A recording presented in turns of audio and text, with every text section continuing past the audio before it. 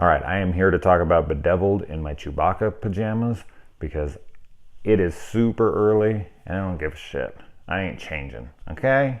All right. Now, this movie is about a killer app. Now, most people instantaneously, that's it for them. They're done. They're not going to watch this. And if that is your instant feeling towards this, absolutely avoid this movie. It will be what you think it is. Technological or technology horror is becoming more and more a thing. And it makes sense because technology is very integrated into our everyday life. And horror is supposed to cater to the fears of what could happen to you and play off of something you're very familiar with. And right now, there isn't a kid who isn't familiar with a cell phone and an app that they've downloaded. So it makes sense. Does it sound silly? Sure. But that doesn't mean that it can't be effective. I really like and or love the movie Unfriended recently. And I've liked a decent amount of technology horror films of the last 5 or 10 years. So this isn't something that I'm completely turned off to. But, would I recommend this? No, I would not. Who would I recommend this to if I had to? 14 to 15-year-olds. I think that it would work well for them. Now let's get into this film. As I said, the kids download an app. It is sent to them from their dead friend's phone.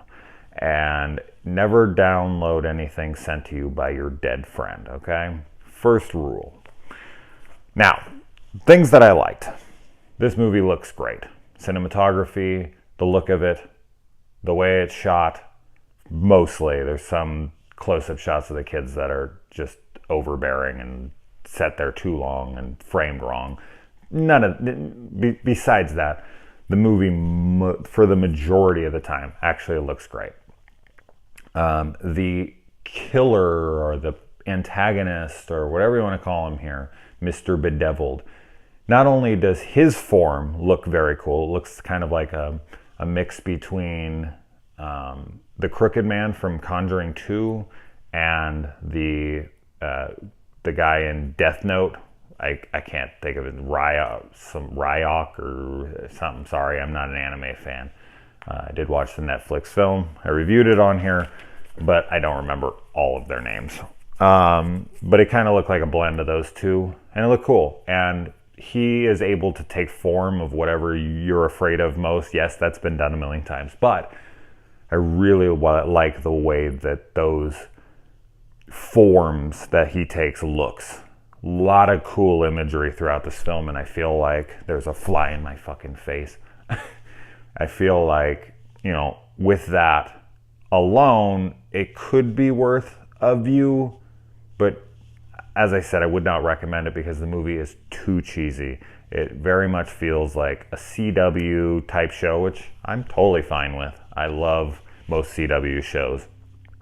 But I know a lot of people don't, and it's very melodramatic.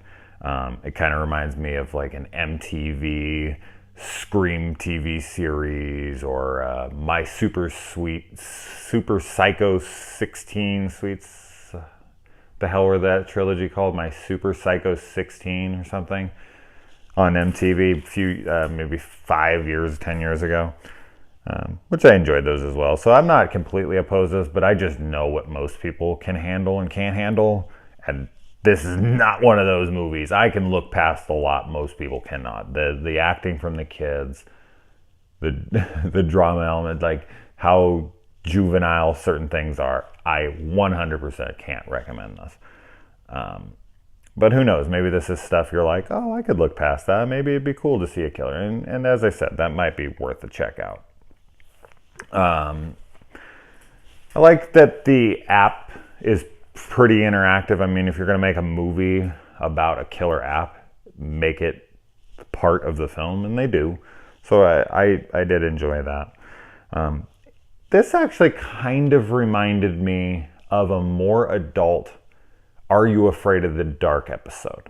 I'm a huge Are You Afraid of the Dark fan from the 90s, and I know a lot of people on here are probably my age will be like, oh my God, Are You Afraid of the Dark? I love that shit. Or I'll go watch it. And it's like, no, I'm not saying that. What I am saying is that this has that feel. It reminds me of like The Ghastly Grinner or episodes like that. You'd have to watch it to see what I'm talking about, but it does feel like an episode. Now, getting into things that I disliked. The dialogue is pretty forced at times. The acting, as I said, is just the best it gets is good. Like, oh, that was okay, that was good, that was fine. And then the worst it gets is pretty damn bad. And it ranges all over the place throughout the film. It's never horrendous. You see, the difference between me and most people is that I grew up watching movies that are like Mystery Science Theater 3000 worthy. So when people are like, oh, that was bad acting, I'm like, you haven't seen bad acting. I will show you bad acting. You think 70s porno has bad acting? I will show you. Fuck, man. As I always use as one of the gauges, watch Manos, The Hands of Fate, and tell me what bad acting is. All right. The film is very generic. It goes through all the typical horror movie tropes of like a possession, a haunting, whatever. So you're not going to be ever like surprised by anything. You're gonna be like, seen that, seen this, seen that, you know. And God, I just wish they would have thought this out better, because it looks so cool. It has very cool looking villains. It's a shame, because this really could have been cool as hell. Lot of fake out jump scares. A lot of jump scares in general. And there's something I despise in horror movies. And they do it like 50 fucking times in this movie. It's there, it's not there, it's there, it's not there. They look and it's there, and then they like get scared and then it's not there, or even while they're still looking at it, somehow it disappears because it cuts to them and then it cuts back and it's gone, so we never get to see what happens to it. Like, did it just blink out of existence? We don't get to see it because the camera panned away for half a second to show us their reaction, but when it goes back, there's nothing there, and it's like, what did they see? I want to know what they saw.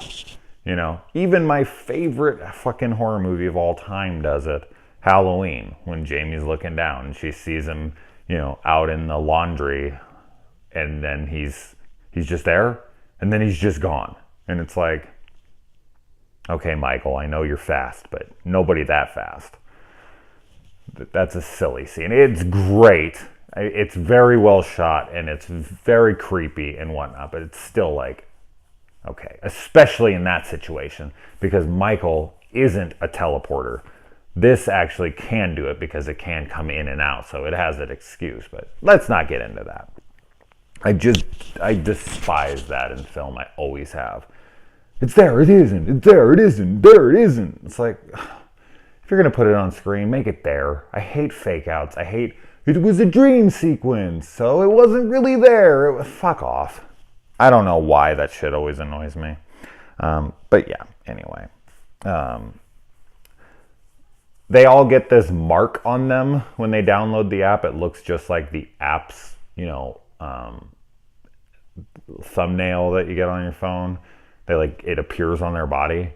That's never explained, elaborated, nothing. It's just kind of like, it's thrown in there for what? I have no idea. Like, they're marked. I don't know. It makes it even more silly. There's an Alice, Sweet Alice reference in here, which I thought was cute. I was like, oh, these people like horror movies at least, I guess. They at least referenced a lesser known horror movie. And this movie has a black kid who is afraid of white people, which you don't really ever get to see the flip side of that all that much. And I thought it was a cool little touch. But as I said, definitely not something I would recommend to almost anybody. But I didn't hate it. I was able to take all of those things that I enjoyed from it, and kind of store them in my memory and flush all the rest out. I'm not going to sit there and be like, oh my God, they wasted my life and I need my time back because I'm so important. Like, it's okay. There's certain things that sucked about it, and I'm okay with that. It's a shame because it could have been a fuckload better. But anyway, time for me to go get dressed and look like an adult.